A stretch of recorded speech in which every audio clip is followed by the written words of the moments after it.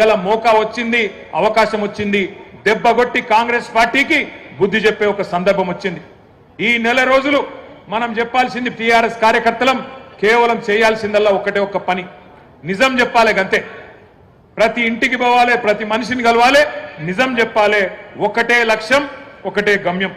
జూబ్లీహిల్స్ లో గులాబీ జెండా రెపరెపలాడాలనేదే మనందరి గమ్యం.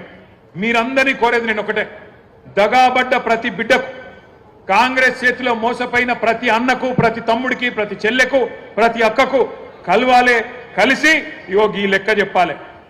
ఇది కాంగ్రెస్ ఒక్కొక్క వర్గానికి ఎంతెంత బాకీ పడ్డది, ఈ బాకీ కార్డు విషయంలో ఇంటింటికి, గుండె గుండెకు, మనిషి మనిషికి వాస్తవాలు చెప్పాలి. ఏం చెప్పిండ్రు కాంగ్రెస్ వాళ్ళు? పెద్ద మనుషులుంటే ఇంట్లో ఒక పెద్ద మనిషి పెన్షన్ పొందే పెద్ద మనిషి ఉంటే, ఒక పెద్ద మనిషికి అయితే ఒక అయ్య ఉంటే, ముసలయ్య ఉంటే ఆయనకు 4,000 ఇస్తాం, ముసలమ్మ ఉంటే ముసలమ్మకు కూడా 4,000 ఇస్తాం.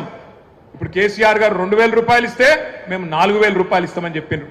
మరి 24 నెలలు అయింది, ఎంత బాకీ ఉన్నారు?